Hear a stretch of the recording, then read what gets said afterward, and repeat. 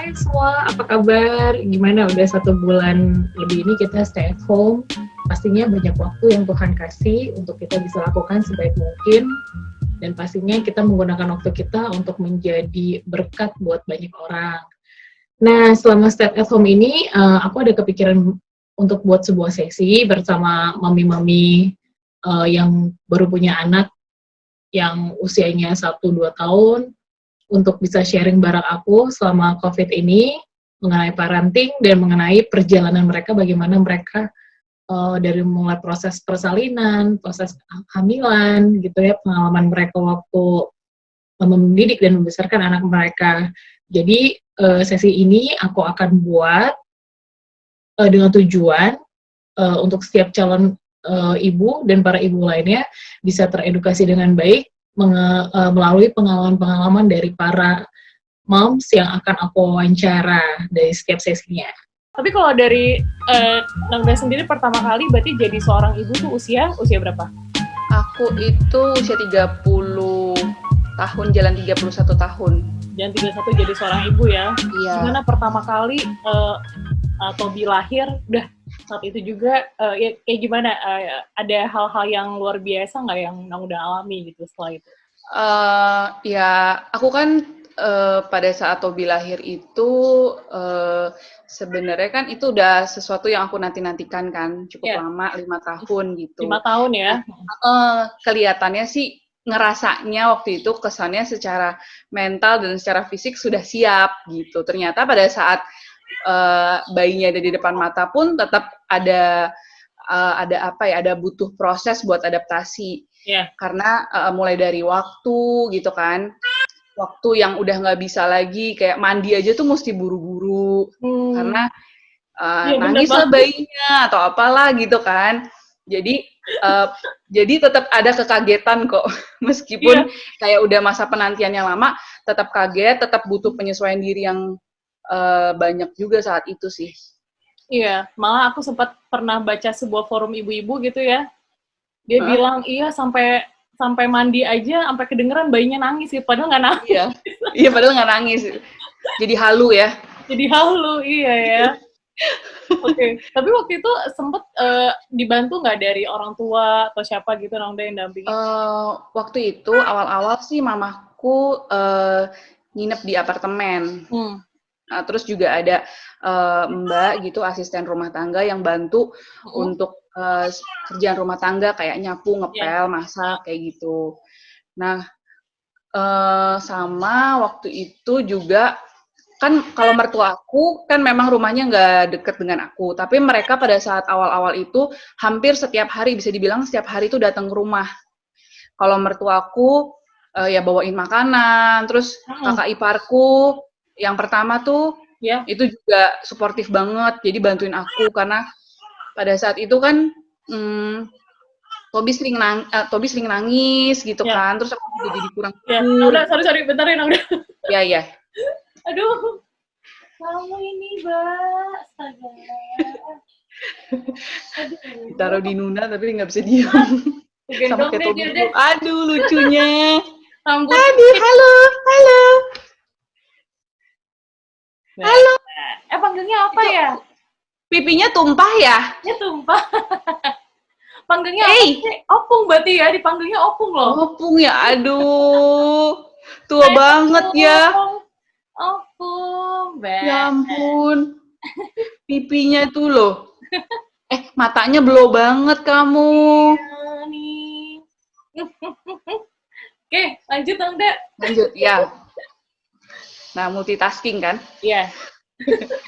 Ya, terus jadi kakak iparku itu baunya si Tobi itu juga datang tuh sering lah dari kan? Iya, sering banget. Luar biasa ya dalam ngomong anak kayak si Aju ya.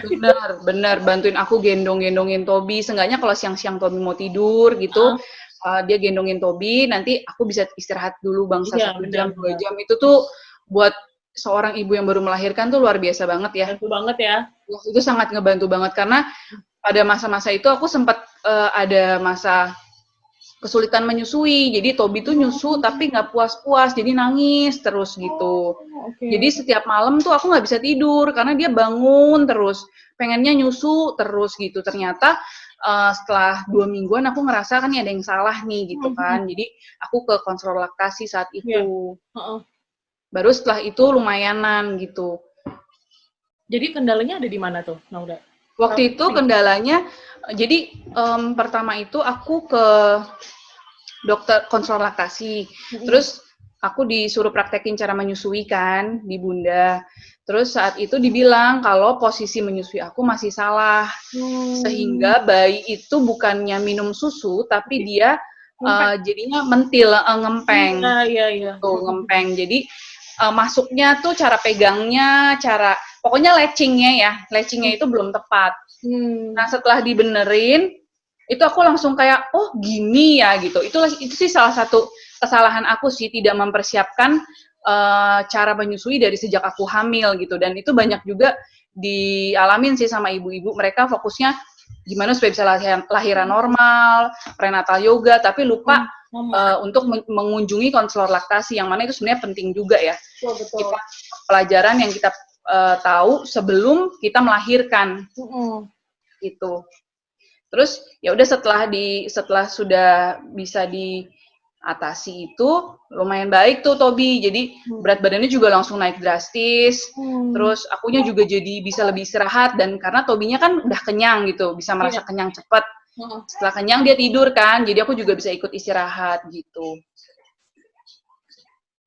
Iya, jadi emang pelekatan sih ya, Pelekatan, iya benar. Waduh. Tapi dialami juga nggak sih sama Nauda apa sih? Karena kalau aku kan PD kiri kanan tuh beda ya. Beda. Jadi kayak posisinya juga di kiri sama di kanan juga beda. Oke. Ngalamin kayak gitu nggak? Kalau aku sih sama aja sih.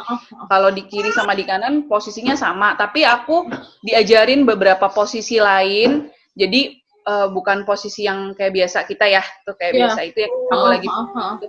Aku juga diajarin posisi sambil tiduran sama cross cradle. Iya, aku sambil breastfeeding nggak apa-apa ya, udah. Nggak apa-apa. Ya. Hebat banget ini, canggih. Canggih. Iya, aku kadang kalau lagi ini klien gitu kan, untung kliennya kan banyak ibu-ibu kan, aku kan udah ya begini nih kerjaannya sambilan. Canggih.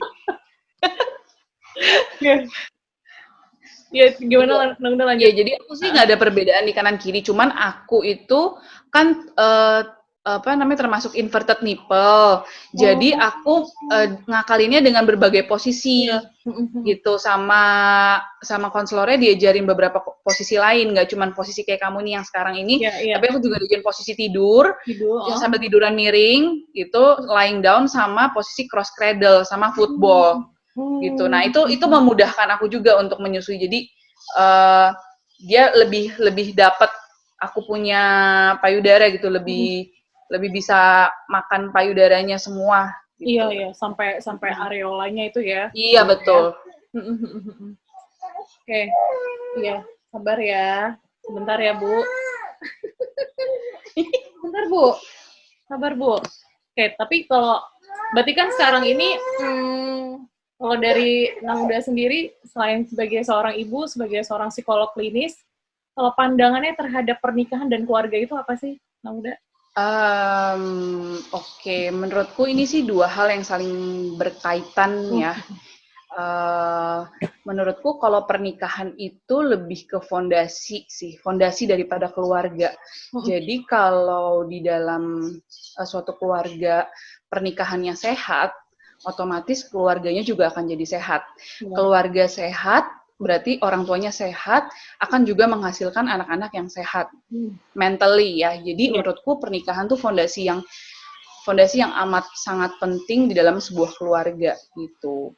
Perlu dirawat, jadi artinya pernikahannya perlu dirawat supaya keluarganya juga sehat, lalu akan menghasilkan generasi-generasi yang sehat juga gitu. Iya. Berarti semua berawal dari sikap daripada orang tua itu ya, Nauda ya. Betul. Sampai menghasilkan keturunan yang sehat pula. Tapi ada betul. loh, aku pernah bagaimana ada sebuah case di mana mereka menikah gini sepasang suami istri. Tapi kalau anak muda kan nunggunya lumayan lama tuh 5 tahun ya. Ya, Tapi ini betul. penantian sampai belasan tahun tuh nggak kunjung datang gitu keturunannya. Sehingga membuat ya pasangan ini ya cenderung apa ya nggak harmonis gitu. Jadi masalah juga dalam rumah tangga. Nah, anak muda menanggapi ini sebagai seorang psikolog gimana sih? Kalau aku justru sebenarnya gini, pada saat menanti keturunan itu kan situasi yang sangat stressful ya bagi si suami dan juga bagi si istri. Yeah. Itu kita harus aware dulu gitu sebagai pasangan tuh kita harus aware bahwa ini situasi memang stressful buat kita gitu, tidak menyenangkan lah menantikan sesuatu yang kita udah harapkan gitu dan kontrolnya kan bukan di kita ya. Itu kan yang menjadi susahnya itu adalah kan kontrolnya bukan di kita. Nah jadi kalau pandangan aku justru sebagai suami dan istri harusnya team up sih, harusnya bareng-bareng, nggak saling menyalahkan satu dengan yang lainnya gitu. Gara-gara kamu sih gitu, gara-gara kamu sih bisa si istri nyalain si suami, suami nyalain si istri. Padahal justru sebaiknya pada masa-masa penantian ini justru si suami sama si istri harus klop. Gitu, karena itu bisa mengurangi pressure juga gitu. Sementara kan kalau sedang program hamil harus sangat tenang ya, pikiran, mental itu semuanya harus sangat tenang gitu. Kalau saling menyalahkan misalnya atau saling ya paling sering sih saling nyalahin ya, atau sering jadi berantem justru itu bisa semakin sebenarnya efeknya nggak langsung sih, tapi kan itu membuat kita stres ya. Sementara situasi stres itu tidak diharapkan bagi pasangan yang sedang menantikan keturunan gitu. Jadi ya memang harus diperjuangkan lah gitu untuk sama-sama bisa saling team up bareng-bareng. Yuk kita ini soalnya kan urusan berdua gitu, bukan urusan sendiri-sendiri. Jadi buat apa nyalahin satu dengan yang lainnya gitu. Iya, karena ini tuh juga terjadi nih di kalangan di sekitar aku ya, Nauda ya. Jadi karena penantiannya cukup lama, setelah dicek ya memang ada kendalanya dari salah satu pihak gitu. Sehingga ya ada sebuah rencana untuk mereka, karena kan masalahnya nggak cuma mereka, tapi keluarga dari kedua belah pihak juga jadi ikut-ikutan gitu ya. Iya. Karena mungkin mereka tidak punya sebuah nggak ngerti sebenarnya esensi dari pernikahan itu apa. Kalau menurutku gini, pernikahan itu ya bicara tentang yang tadi Nang udah bilang, ya tentang kita unite lah gitu ya. Bicara soal anak adalah sebuah ya bonus lah dari Tuhan lah gitu kan. Tapi kalau memang nggak dikaruniai anak, ya sampai pada akhirnya mereka memutuskan untuk kayak pisah gitu, ya kalau dari pandangan Nang udah gimana?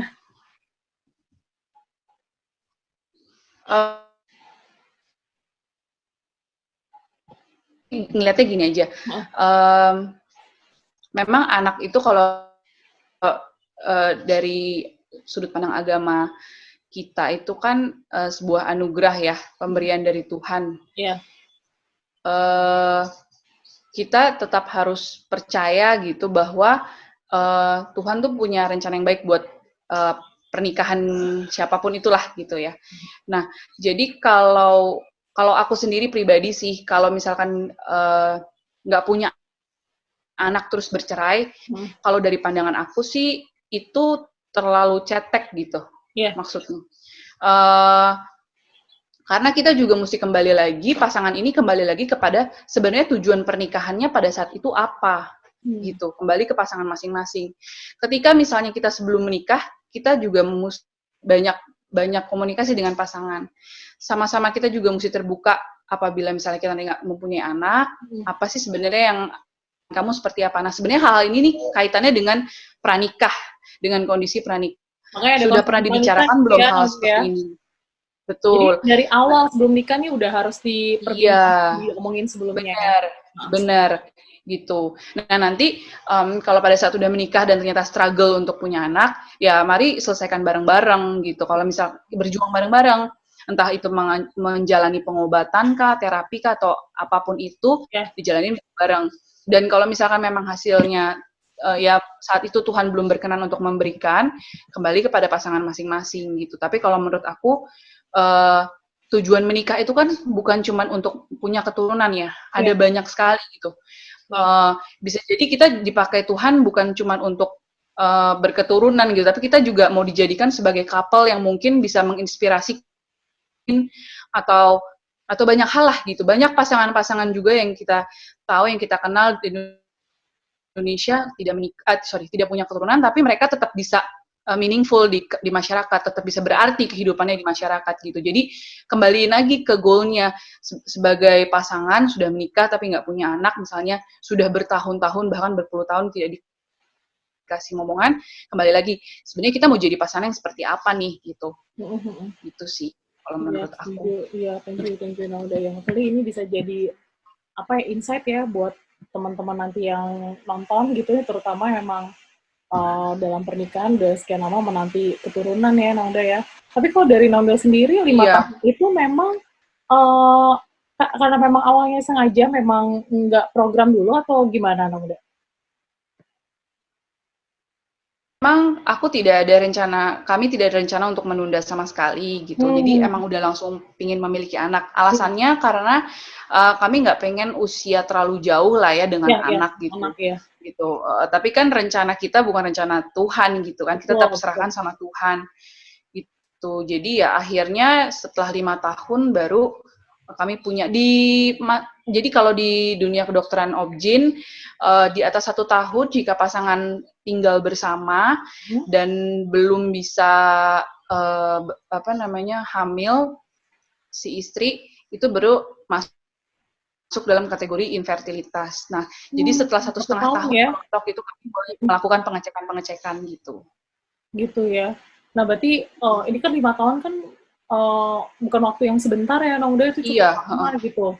Ada nggak tips yang Nauda sama Uda lakukan tuh ya seperti apa gitu? Kembali yang tadi Nauda mention menjadi seorang tim ya, caranya seperti apa? Oke, kalau buat aku pribadi sih saat itu sebenarnya buat tips juga nih buat pasangan-pasangan yang lagi menantikan keturunan. Aku pakailah waktu itu untuk persiapan. Persiapan itu bisa secara finansial, ya kan, menabung gitu kan. Pilih tabungan-tabungan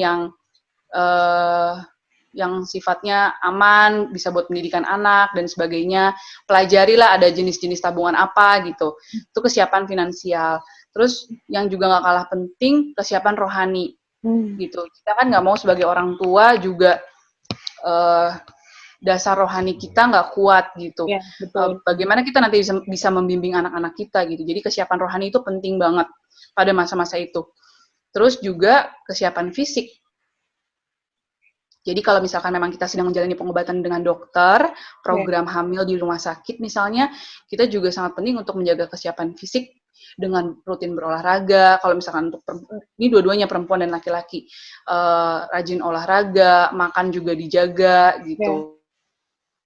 Dan selain itu yang paling penting adalah juga untuk mengelola stres. Stresnya pasti ada, stresornya ada gitu kan, menantikan keturunan. Jadi yang kita nggak bisa hilangkan itu, tapi kita bisa kelola stres ini bagaimana supaya kita tetap bisa berfungsi sehari-hari dengan optimal, tetap bisa tampil baik gitu di masyarakat, di kantor, di komunitas, di keluarga, yaitu dengan mengelola si stres ini gitu, macam-macam caranya ya. Gitu, setiap orang punya cara sendiri untuk mengelola stres mereka masing-masing gitu. Itu sih. Jadi, ternyata banyak banget ya yang mesti dipersiapkan ya. Nah, udah maksudnya kita bisa memanfaatkan waktu itu benar-benar untuk well prepare gitu ya.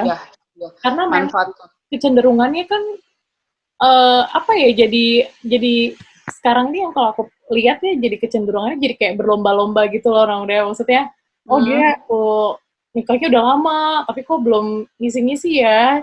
Jadi maksudnya gimana caranya supaya setiap ibu gitu, calon ibu gitu ya, melihat ini nggak hanya berfokus sama satu aspek itu aja Nang Uda, tapi lebih kepada tadi yang Nang Uda sampaikan banyak kan untuk finansial dan sebagainya. Ya gimana Nang Uda? Halo? Ya, Nang Uda. Iya.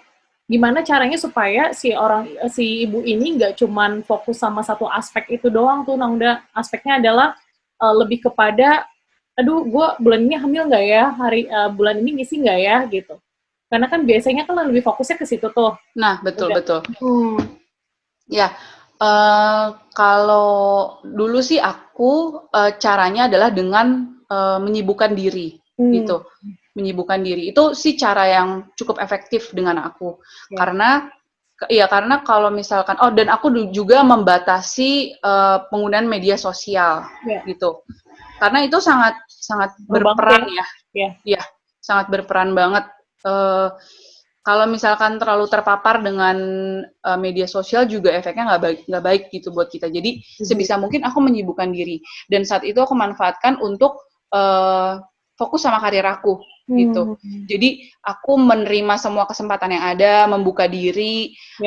Misalnya ada kegiatan ini atau ada kerjaan ini, aku tuh hampir nggak pernah nolak gitu. Ya selama fisik aku kuat, aku selalu jalanin gitu. Jadi itu cara aku untuk bisa survive pada masa-masa itu. Dan juga aku nggak takut untuk nanya-nanya dengan orang yang punya pengalaman sukses, berhasil gitu. Aku tuh sering, jadi kayak aku chat langsung mereka, semacam mendapatkan angin segar lah gitu, mendengar cerita-cerita hasil gitu. Buat beberapa orang kan ada yang menyembunyikan kan, tapi kalau aku pada saat itu aku justru cari tahu gitu, pengalaman kamu gimana sih gitu, kamu ke dokter mana sih gitu. Jadi aku nggak fokus melulu gimana dapetnya, tapi aku fokus pada prosesnya juga, yaitu dengan mencari tahu dari teman-teman yang udah pernah berhasil atau teman yang pernah gagalnya di mana, salahnya di mana gitu. Jadi aku fokusnya juga nggak cuman melulu gimana cara dapetinnya gitu, tapi kegagalan-kegagalan apa gitu. Jadi bisa menjadi pelajaran juga buat akunya ke depannya gitu. Iya. Jadi memang salah satunya mengisi waktu, pokoknya memastikan produktif gitu lah ya, Nang Uda ya. Jadi nggak kita cuma fokus ya mikirin gimana nih cara punya anak tuh gue nggak dapet gitu, lama-lama juga bisa depresi gitu ya. Iya. Oke. Iya, karena aku pada saat itu berpikir gini, kalau aku pikirin juga nggak akan membuat aku bisa punya anak bulan depan gitu. Iya, setuju. Gitu. Daripada dipikirin, ya udah aku kerjain aja nih apa yang aku bisa kerjain saat itu. Oke, olahraga, kata dokter harus rajin olahraga gitu. Untuk mengurangi stres, selain mengurangi stres juga untuk supaya fisik lebih kuat gitu, lebih sehat gitu. Jadi lakuin aja jadi lebih ke action ya daripada ke mikirin aduh gimana, itu nggak akan menyelesaikan masalah dan nggak akan membuat aku bisa hamil juga gitu bulan depan. Iya, betul. Lebih gitu. Iya, hopefully ya ibu-ibu di luar sana yang saat ini juga menanti gitu ya, udah bisa melakukan sesuatu lah ya, yang produktif, yang bisa hal-hal yang luar biasa lah buat nanti kalau misalnya pada saat itu Tuhan izinkan untuk mereka bisa punya anak gitu ya, udah. Iya, kalau betul dari sekali. Pembagian, udah, karena kan kita setuju ya, karena yang namanya merawat anak itu ya nggak cuma 24 jam sama ibunya dong anaknya, tapi itu juga harus ada sebuah tim yang kuat, yang kerjasama yang kuat dengan suaminya juga gitu. Nah kalau udah ada pembagian dalam membimbing Tobi itu gimana sih? Kalau waktu itu sih sebenarnya sih sebenarnya kebetulan kan aku memang sempat kerja di sebuah yayasan di mana banyak mengurusi isu-isu kesetaraan gender kan, gitu, peran-peran gender gitu. Jadi aku bilang gitu bahwa kerjaan rumah tangga, mengurus anak itu bukan cuma tugasnya perempuan, tapi juga tugasnya laki-laki. Dan kebetulan puji Tuhannya aku suami yang emang dibesarkan, dilatih oleh ibunya, sehingga terbiasa untuk ngerjain urusan dapur, nyapu, ngepel, gitu kan. Jadi, ya udah akhirnya itu di situ kita udah ada kesepakatan gitu. Nah, dulu waktu baru-baru lahiran sih kita langsung nggak pakai mbak ibu ya, suami aku langsung otomatis aja gitu ganti-gantian peran. Misalnya kalau misalnya malam, dia udah ngantuk banget, misalnya udah pulang kerja terus ngantuk. Pulang sampai rumah, ya aku akan bilang kamu istirahat dulu aja, nanti misalnya jam-jam 2 dia bangun, ya kan, bangun gendongin Tobi, nanti gantian aku yang tidur. Nah itu udah mulai dari gantian tidur aja tuh udah udah aku ngerasain manfaatnya sekali gitu, pembagian peran itu. Jadi aku lumayan bisa tidur bangsa 1 jam, 2 jam, dia bangun jam 2, jam 3 untuk kasih susu Toby atau tidurin Toby gitu. Hai semua, thank you for watching. Please like, comment, subscribe, dan nyalakan lonceng untuk mendukung channel ini. Have a nice day and God bless.